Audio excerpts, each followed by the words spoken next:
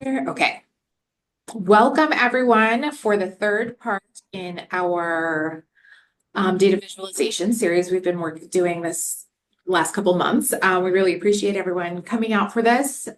It's been a fun one for us to put together, and we really appreciate you guys coming. I hope it's been really helpful. Parts 1 and 2 are posted on our virtual access points, and which everyone should have access to, but I think the easiest way to get there is bit.ly/, all capital CEPEG, lowercase HOME. So CPEG home. That'll get you to the front page, and then everything is posted there. I am doing a little rearrange, so all of these things are going to be found under the evaluation page instead of under the STEP or CCPD specific areas, just so you know that coming up. But yeah, everything will be there. And as soon as we get all of these processed, this deck will be there as well. Nicole and I had a good time putting this one together, and we hope that you enjoy this, that it is useful. And I really hope that this slide deck actually can be a tool for you going forward. We've put a lot of do's and don'ts and tips and tricks in there that you can refer back to. So I hope that that is true. Okay, and with that, let us away. Telling stories with data, part 3, do's and don'ts, how to, and let's workshop it is what we're going to cover today. So we're going to start with, our agenda for today. We're going to do do's and don'ts. We have some tools, some different tools to use, and then we have space for workshopping your data. So if anyone has brought anything, we are really excited and hopeful for that, and really would genuinely love to workshop that with you. So give us a couple minutes to get through the other pieces, and then we'll have time for that. So I'm going to start with do's and don'ts.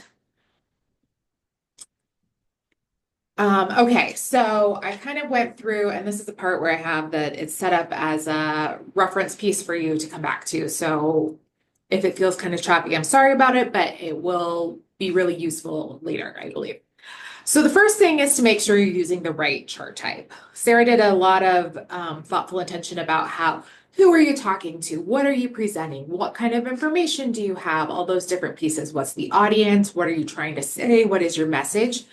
And so when you have all those pieces together, you can come down to like, what is the right chart type? And we have a couple other tools at the end of this in the resources section for you to be able to look through and kind of chart through what is the right one for you, but this is kind of an overview.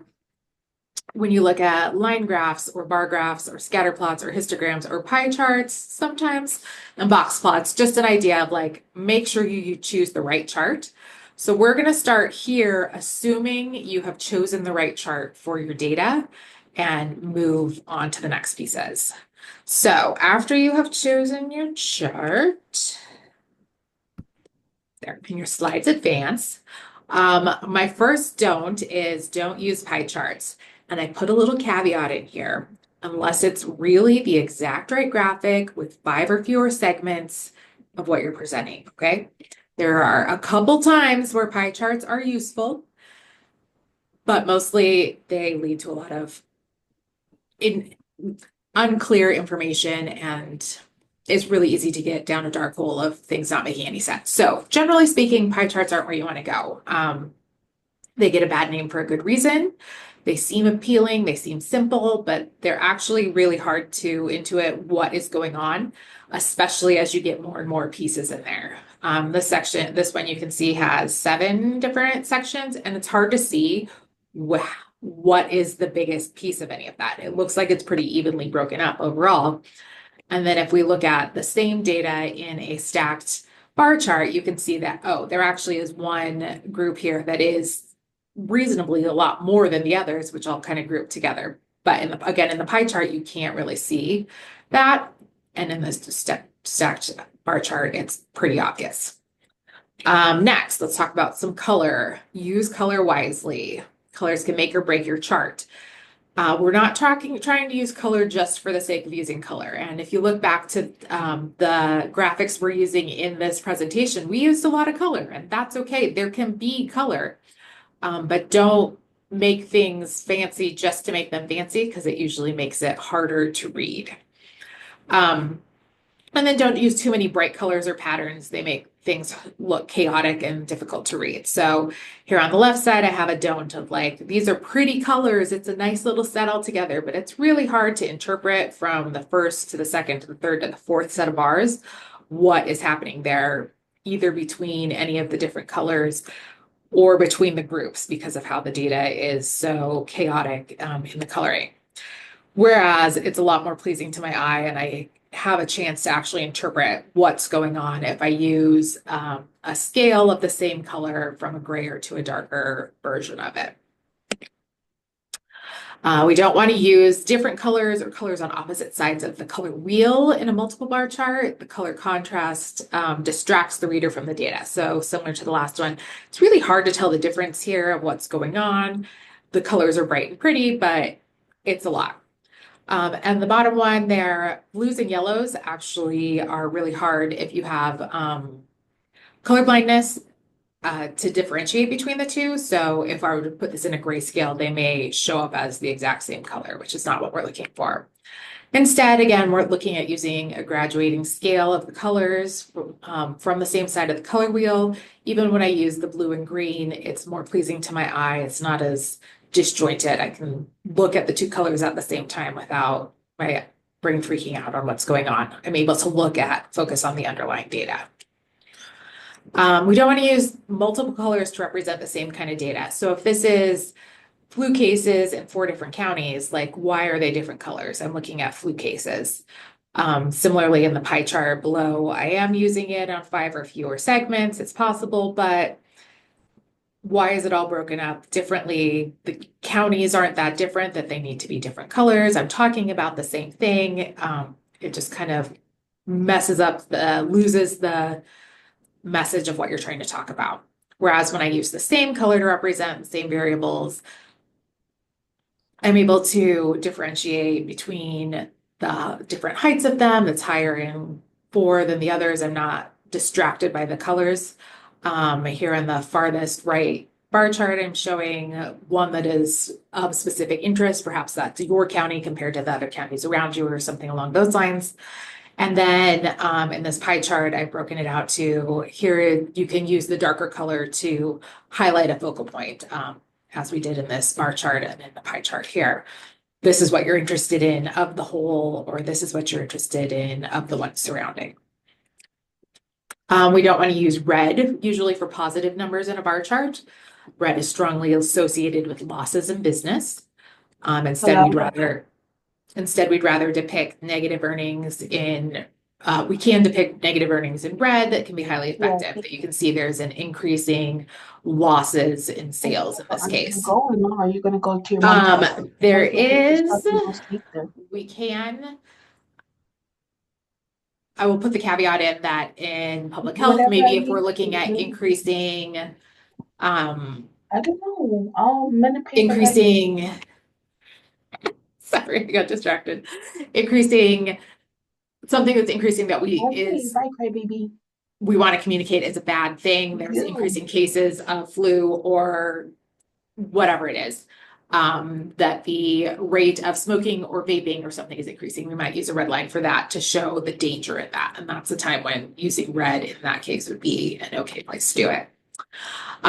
When we're talking about the titles of our charts, we don't want to be vague, we don't want to be wordy, and we don't want to miss the point. So here we're talking about comparison of a county X to the state average and number of influenza cases by month during the 25-26 flu season. By the time I get done reading that, I'm not sure what I was talking about in the first place. Whereas if I do a clear, concise title and maybe use a secondary level of text to expand on what I'm talking about, high rates of influenza in X county. And then my follow-up to that is that the count of flu A cases is currently trending higher than the state average. Well, now I know exactly what I'm looking at. The point is not being missed. The message is right there. Boom. That's exactly what I wanted to communicate with this. Similarly, looking at titles and fonts, we don't want to use super stylized fonts or turn the type sideways to save space. Don't use dark highlight with white text in the headline. This is called a knockdown.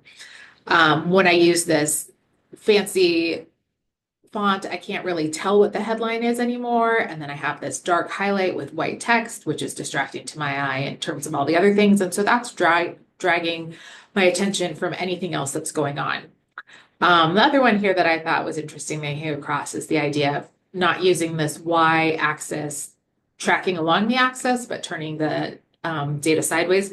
It just means that your brain doesn't have to turn and look at it. As data and health people, a lot of the things that we're used to seeing stuff along those lines, but sometimes when you're presenting it to more layperson, to community members, it's easier if they don't have to turn their head to try to interpret what's going on the side.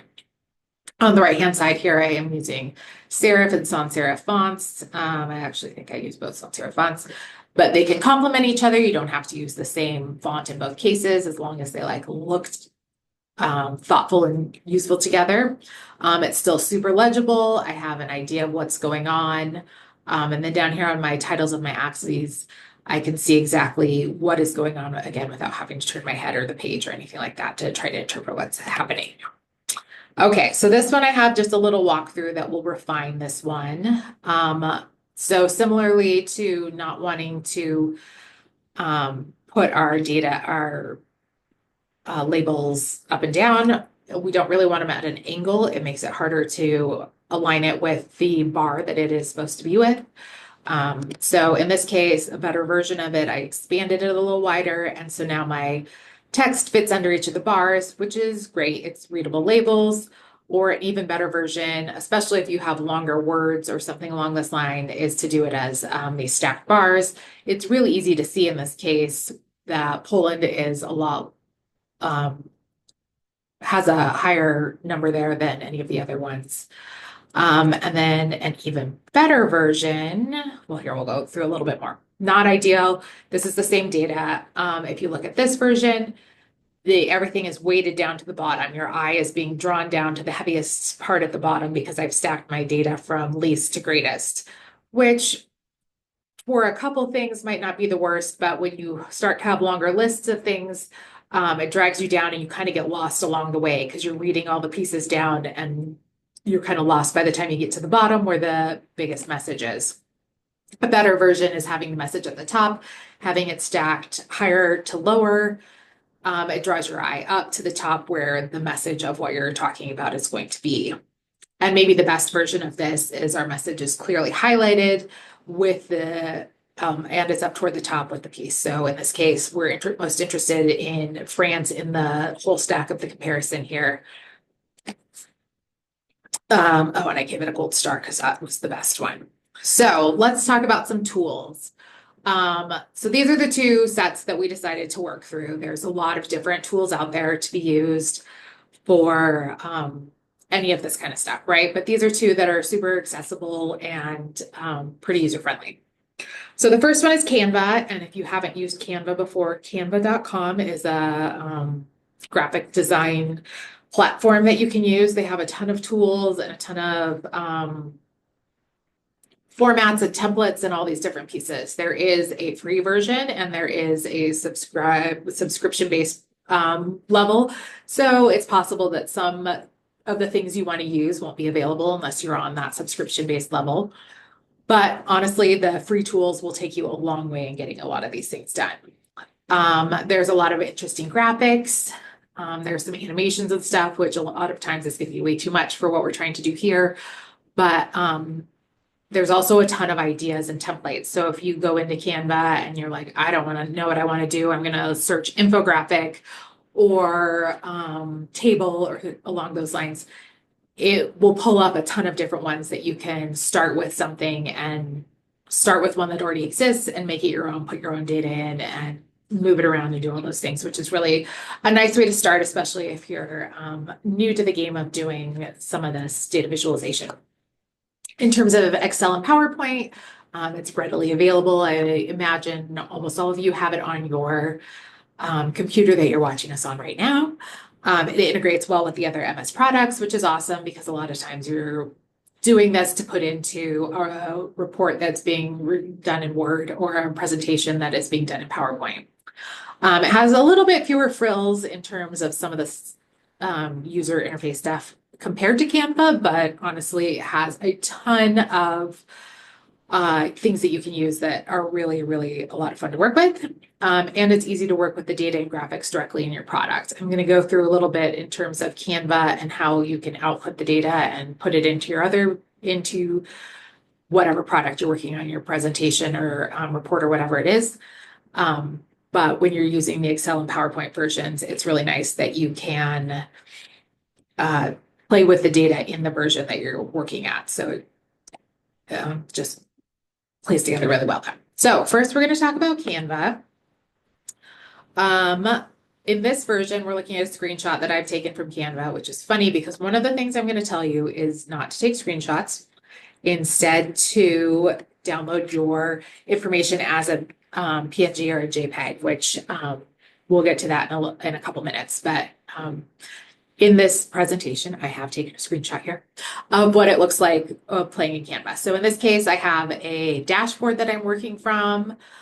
I'm looking at this lower left inventory turnover. You can see the purple outline, so that's the data I'm working on there. And to edit any of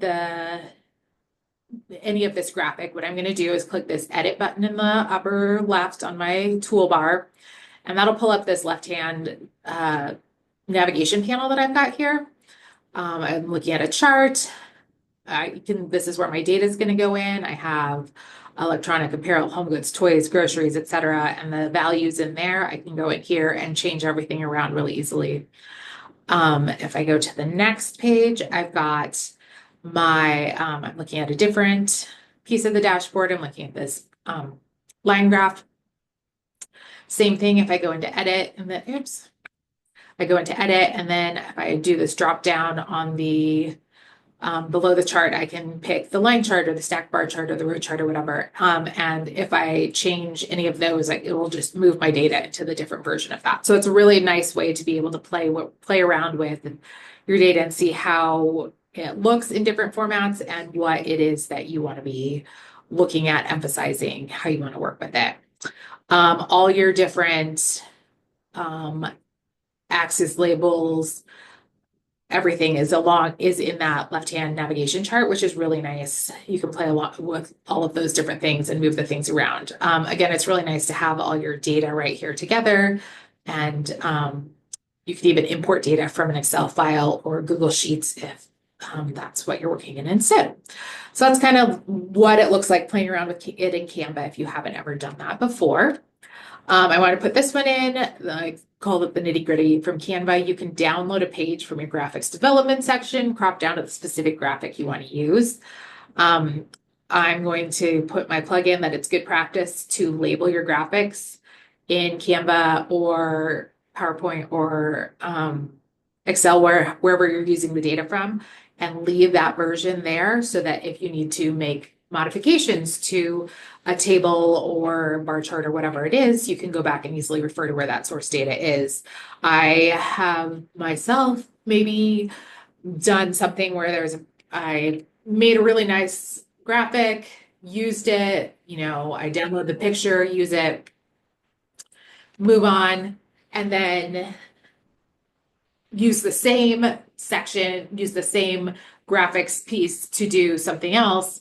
And then I have to go back and I want to go back to what I had the first time and I have to recreate the whole thing. So my advice is to have, and it might be multiple pages that you're using, and, say this is the influenza graph for this. And so then you know exactly where it is, and then label it similarly to what your report is and keep the two together so that you have the two pieces that you can always refer back and easily make modifications to if you want.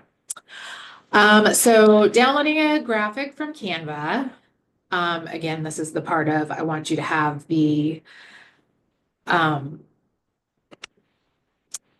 what's it called? I want you to have this so that you can refer back to it later. If you select the share button up in the top right-hand corner, and then on the one before this, there's a whole bunch of different options. You can email it, you can get a QR code, blah, blah, blah. You want to select you're going to download, and then again, I recommend taking a PNG or a JPEG. That's easy to import as a picture to any of the files that you're going to want to put it into. If you use this transparent background feature, that allows you to, no matter what color background you have on your slides here in Canva, it'll take it as a transparent. So if you're laying it into something that has a background in PowerPoint or whatever else, it lays in really nice. It's lovely. You can also always just have the white background in here or have it set up however you want in here. Okay, and then this is the part that I think is important. Output it as all the pages and it'll come out as like, in this case, I had 4 pages that I was using. Comes out as a 4-page document, and then you have to go in and cut out of there, and that's a lot of work. So what I prefer to do is just take the current page that I'm working from, then I'm gonna click download here, and it shows up on my computer through the magic of computer, and now I can insert it. So now I'm in Word or PowerPoint, going to insert my actual item, insert pictures from this device, select your graphic. You can use this layouts options to pick how your graphic fits with the text that you have, whether you want it to be able to lay over the text or under the text or fit in the text. You've probably done that with the picture at some point. If you haven't, you can play around with it, figure out how you like it. And then to actually crop down the PNG, the picture that I'm using here, I'm going to select picture format and crop to adjust my specific graphic. So here's what I had. On under 2 here, you can see the selected outline piece of what the whole picture that I brought in looks like, and then what I'm going to crop it down to using the little black edge marks. And then when I click outside of that zone, it'll come to just be the picture that I have here. So as we discussed, this is a PNG or a JPEG. So it's a picture now in here. I can't edit any of the data in PowerPoint and Word because I brought in a picture from Canva. I'd have to go back to Canva and re-download to make any adjustments. Nicole's going to go through how to do it in PowerPoint and Word for you. PowerPoint Excel, excuse me.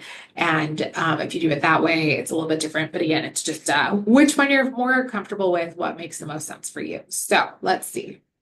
Oh yeah, so now you can move your graphic into position however you want it to be. Whether you need it to fit in with text or be centered or off-centered or whatever that is.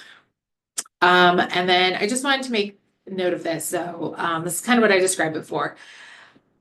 Your final graphic may be made out of multiple pieces. So in Canva, I had this graphic piece that has the data attached to it. And then I had put in a separate text title over here. And that all comes out as one, or those are 2 separate things in Canva, 2 different pieces in Canva. But when I downloaded it, it came out as one PNG. And so I'm able to take the whole item and insert it as a single piece into my product that I'm working on. I think I'm beating a dead horse with this about the different pieces at this point, but I just want you to be aware that some of these things you think they have, like, well, the title's like this and it's sideways or this and it's different, and it might be multiple different pieces that you put together to make it all one thing, whether that's using text boxes or other things like that. I like this, in this case, I like this version that can be done in Canva because then when I put it into Word or PowerPoint or something, I have one piece that I move all around together and it's already scaled how I want it to be and all the things look the way that I want them to. Okay, with that, I'm going to turn it over to Nicole because you're tired of listening to me, and she is the expert on Excel and PowerPoint. Thank you, Shannon. She's an expert at this too, so she's like across the board. So this is really definitely just our picking our brains of giving you guys all these tips and ways to like kind of hack your way into like easier ways to make designs. And so Shannon's done a great job, and she also just reminded me of another thing that we will do a lot in Canva. Excel, Word, PowerPoint, all of them have functions of grouping. If you've never used the grouping kind of function, I encourage you to kind of play around with it, because when you're making things, it makes it kind of all stay together when you're trying to kind of move it around on a slide or what you want to do. So it does come in handy with different visuals. So what we're going to look at here is some quick tips that you may or may not know about Excel. One of the first things we would kind of encourage is doing this across the board. You can do it in PowerPoint, again, Word, because anything that's in Microsoft.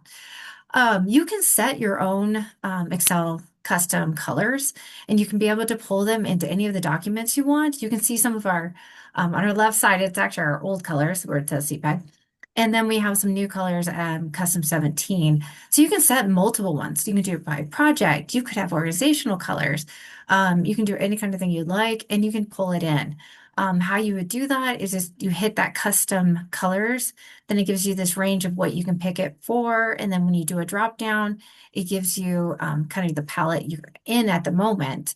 And then you can actually hit more colors. And this is something that I've used forever and I've really loved, is you not only have to go try to find it in this spectrum of colors, you can find hex numbers online of what colors you like. And you can put those numbers in. If I'm even in a project, I'll write down the number, and then you have that color. And you can find all beautiful palettes of color online of that come from fashion, just the your kind of interior design, all kinds of things. So that's just a hack. It's really nice to do ahead of time because then all your graphs are going to have those color kind of palettes.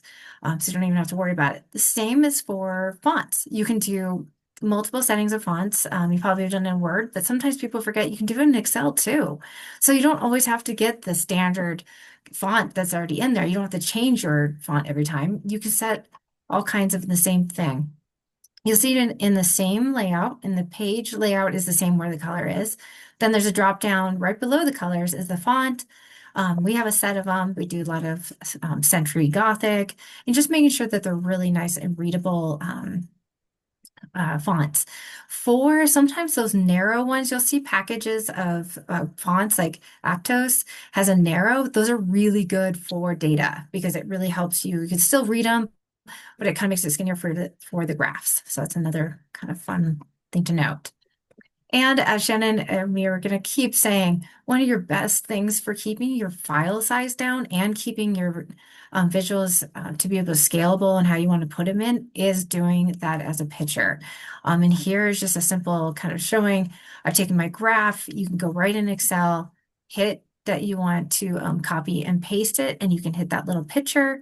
Once you do that, you can actually hit the picture part that you have in your Excel and pull it and save it as a picture, and it can go into a file that you want. So on the next slide. And then on the next slide, we're going to talk about just a couple of fun hacks you can do with changing the shape of bar graphs or histograms. And this is just a function that you can create inside the Excel, just kind of away from your graph. You'll just put it right on the sheet. You'll pull in some kind of form of a shape that you want. And you see at the very bottom, you can see kind of a shape I was putting in just to give awareness that you can change any of those shapes that are in there. The yellow are some of the standard ways you can change like the shape of the top, so making it more square or more rounded. But there's also points where you can hit that has edit points, and then you can really change the shape. So once you get the shape that you like, and that's what I have on this left side, you're going to want to do it in the colors that you want to be in your graph. It's one of the restrictions on it. You can't change the color of the shape. So you have to always do it in that. So I do it ahead of time of what you want. Then you're going to copy that particular shape. So this here, like teal kind of color I have, I would click on it, and I can either click on all my green and get all of the shapes and colors to change, or I can just change this one.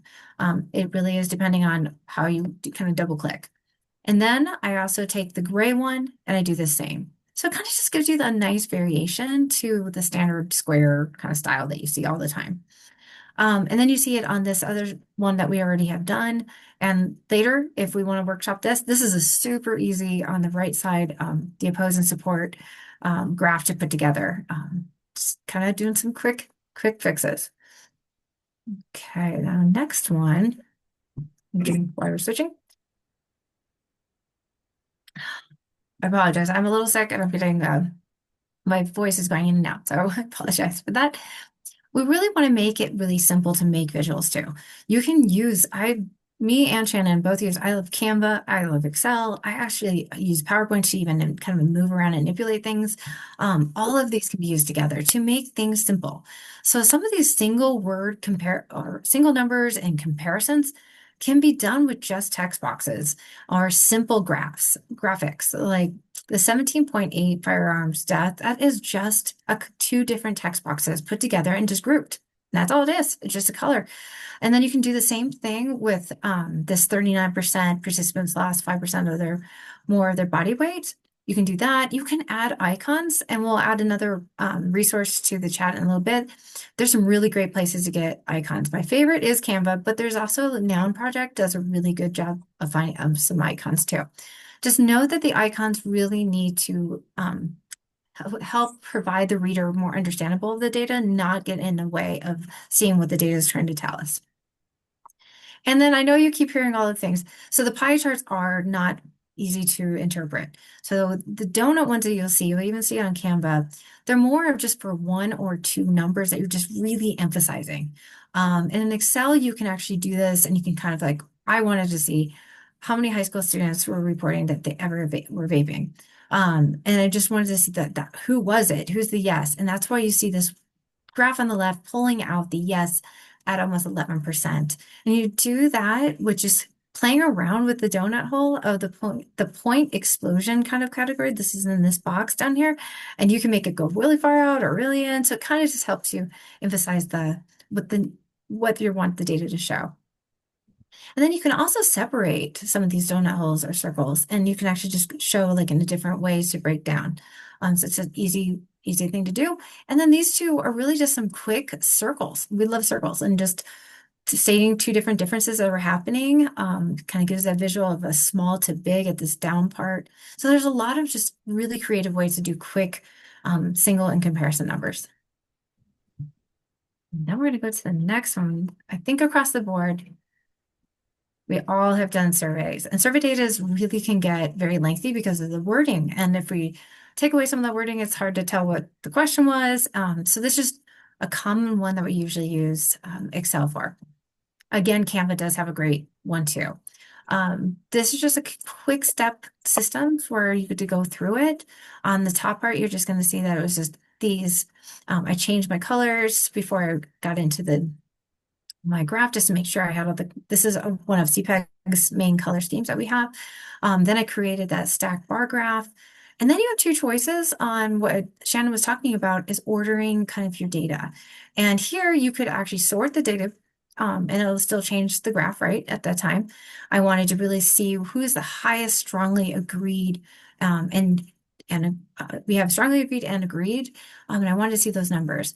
And if I forget to do that or I want to do it later, I can also go into hitting the X, Y, right into, sorry, I'm getting tongue-tied, the Y axis, and you can hit these numbers and it'll get this kind of drop down, and you can hit the category reverse and it just helps you switch it out. And then you get them on top. One of the things you can do with your survey data is if you really just want to make a point of like, how positive is this? We're looking at a sensation program participation survey. How happy are these people or not satisfied with this coach and the program? You can group like strong agreed and to agree, and then you can also disagree and agree, as long as you're telling your audience you're doing that, which we do in the legend. And then what we're doing down here too is we're really changing the color to emphasize what Shannon was saying. We're using color to our advantage. We want to really emphasize that positive because this is showing that the program's strongly getting some good feedback. And then we can actually put in, either we could have done a lighter peach color, or we can change it to more of a gray as just a comparison. So you've got the neutral and the kind of the strongly disagree in the gray, just to kind of, it's there, but we're also not overly highlighting it. Make sure that before you drop the x-axis that you have it from 0 to 100, making sure we don't have any distortions on the table. And then you can go ahead and add the labels to kind of show that you are giving the values, but you don't need to include it because that's just kind of double for people to look at. And then the last thing you can do, and that, oops, one more thing on that slide, sorry, is this is the default, is this long kind of legend. And sometimes it's nice just have it stacked. You can play with it. You can also put it on the side. And so just make sure you know that you can change that legend any way you want. Thanks, Shannon. Now you can switch. Okay, this is a good example just to really show how it's a simple way to do this in Excel, and then we pull it over to PowerPoint really quickly, and then it's done really quick. So create a histogram, which you have done many times in Excel, making sure that you've got your access at 0 to 100. Then we're just going to copy and paste it as a format. into the PowerPoint. And I would note the same thing as Shannon said is keep the PowerPoint as note what project you're working on, that what visuals it's connected to, and make sure that that unmodified version of that is linked to the data is there. And then you can make another slide and work with that. And so one of the kind of quick fixes that you can do is if you know you have a benchmark at a particular number, you can set your access to actually show you exactly where that marker is, and then just use inserting a line onto that axis. So for here, we use 50, but it could be 55, 53. You can actually work with it any number, and you can make sure that you are proportionally getting it exactly where it needs to go compared to the columns. And so you put it on there, and then you can actually insert text boxes are a dream for visual database. You can put text boxes anywhere. You can take labels off and put a text box there because it helps you get more flexibility of moving. So we put a benchmark of 50% on that line so we know what it is. And so then when we get to come down here and this last kind of version, we're taking away all of the y-axis, and so that you don't have to have that, and it keeps it really clean. Change the font. You can actually increase it. And then if I didn't want, say I didn't put percent in my data and I don't want to go all the way through Excel because it would make you do some of that, you can change your labels right onto it. Just click onto the data and add the percent into it, so you don't even have to go backwards or change anything. And then again, I would cut and paste and to make it a picture to have it easy to use. And so that's a nice PowerPoint kind of hack on it. So we have some additional tips. So one of the things when I first started in data viz years ago, it was pick 2 or 3 of your go-tos, have them ready. You can do them in Canva. You could have them ready in Excel. Make sure most of us are always doing bar graphs, so have one ready, have it all formatted. All you have to do is put, then what the actual variables are in the numbers. Same thing with simple numbers. You can have, donut ready. You can have the text box kind of styles ready. Slope graphs we're going to show in a little bit. Those are great for showing change between 2 time points. Also showing I have another example really showing a comparison between Colorado's kind of leading causes of death to one of our counties. And you can actually see that in one of the slope graphs and the difference. And also our classic line graph is always a great one to go to with trends over time. And we always use a data visualization check sheet. This one's kind of condensed, but then we do have a longer one. So again, it's choosing that appropriate visual, and our other resources at the bottom really help you see it. Oh, I have a single number. Here's my choices. I'm comparing to 2 time points. Oh, here's another section. So they do give you kind of clear ways to look at it. Also using the right tool. Sometimes Canva is the best fit. Sometimes it's Excel, sometimes it's a combination of them. Just pick which one is right. It is really, really important. I know we kind of harp on this, picking that right visual. It's because we both have all gone through and made multiple things and went, that's not the right graph for that, and have to start again. So if you can find it up front, it's somewhere, it's so helpful. And then keeping your text clear and concise. Trying to keep it also between like 8 to 20 words. You really don't want it super long that people get lost. You can do that double kind of second subtitle that kind of gives you that. It usually answers the question of that's on people's minds. Like, what is the point of it? Kind of thing. Also, font sizes. If you're working on Zoom, try to keep your font to about 11 points or higher. And if you're doing a large presentation room, try to keep it at 20 points and higher. Removing legends and labeling directly is very helpful. We did talk about the arrangement of the data already for easy reading. Some of the things people do ask us is demographic data. Sometimes the best thing to do for that is doing alphabetical, just to note that that's standard. Highs and lows is a good way to do too. Making sure that you always have a 0 baseline. And also equally as important is space the axis intervals evenly. People do look for that. And even though icons really help, make sure we really limit clip art or other things that don't need to be there. And again, use color intentionally. We've always talked about that. One of the things that I know people have been on the mind is accessibility. It's not that you can't use red or you can't use green, it's the combo. using red and green together and yellow and blue together makes it difficult for accessibility for color blindness. And again, I would set the defaults for color and fonts. They're always helpful. And then we do have a link to one of my favorite tools. It's a little bit more intense. It's free. Stephanie Evergreen offers it. It's actually got 4 pages. Here's just 2 of them. So I recommend linking onto her site for tips. She's really one of my favorites. And then we have one kind of just restating the same thing. Use all these tools, whatever works best for you. Create your templates so you can go to kind of thing. Always save in a JPEG or making sure it's a picture. And be creative also in PowerPoint and Canva with tables because they actually can be really useful. And you can almost hide that they're a table. They can just look like you're organizing stuff. So on that, we also have kind of a workshop. We would love to just talk and chat. We also have if you do drop off and you wanted to see something, we have the slope graph, how to make it is in here. If you don't get to see that, and our resources at the bottom, the books we like, also the 2 graph, what chart to pick is in there too. So we'd love to answer questions, or we'll go on in how to make a slope graph. Did anyone bring their data?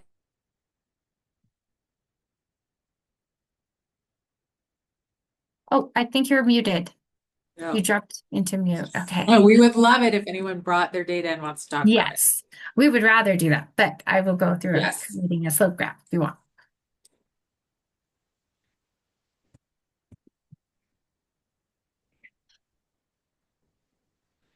Well, I'll go ahead and start creating the slope graph. And if anyone has something, please just either just come off mute and we'll go and work on something, or in the chat, or whatever makes you feel comfortable.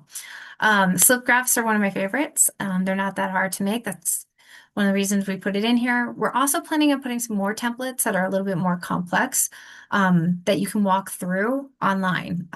It'll just be there for your resource on our web.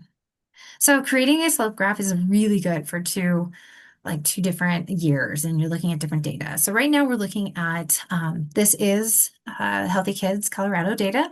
It's looking at vaping and it's looking at smoking. We're looking at 2 different years. We're going to do a classic. Let me get my screen so I can see a little bit better. So, okay, we're going to stay on the first one if you don't mind. The first page. Sorry, dude. Yep. There's a lot on those pages. There were more for you all to be able to go back and see the little kind of things that are happening and walk through it. So I apologize for it being too busy for a slide, but good for a resource. It's kind of what we're stating. So you're basically going to start with doing your line graph with the scatter plot.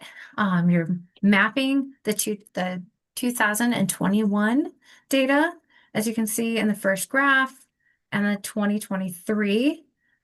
And it's really nice because all you have to go into is you look at chart design, and we're going to first flip it. We're just going to make sure the data goes in right. And it kind of gets a little wonky for a little bit, but trust me, it will get better. So you're seeing the switch of the x-axis and the y-axis, and then how it's going. And this one decided to try to grab an extra. So Healthy Kids Survey has no data in that one. Then we go into the next, on the third step, you're just going to right click on the axis to access the drop down. That's where you see what I'm showing. Because really what a slope graph is, it has no spaces in that click. So I know it's super easy. All you're doing is doing the axis position, where this red box is showing. Instead of the between tick marks, you're just doing on tick marks.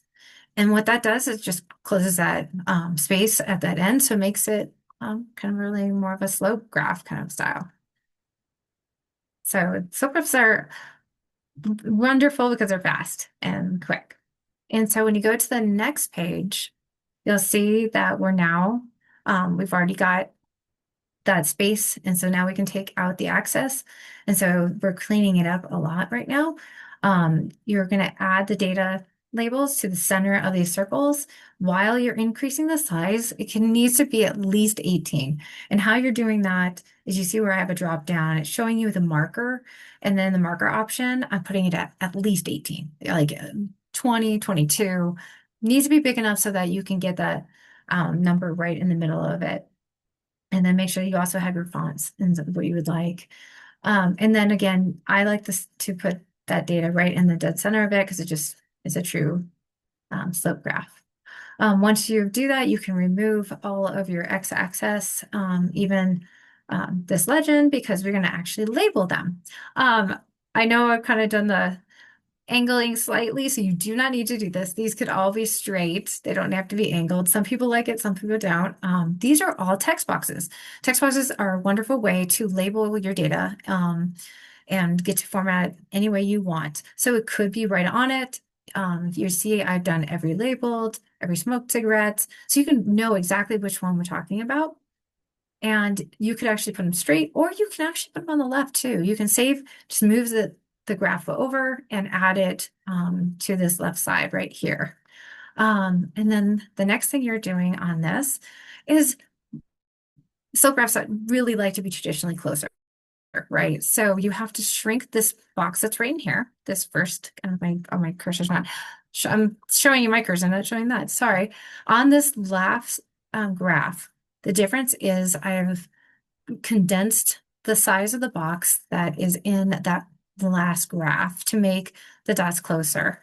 And then you can also do what we've always talked about, where you're changing and having the gray, because I was like, okay, the ever vaping and the smoke cigarettes did not change as much, not really that significant. But we had some decreases. And so I really wanted to emphasize this for my presentation. I was like, this is the places where I wanted to focus on. So that's where you see the purple of ever smoked and the vaped in the last 30 days.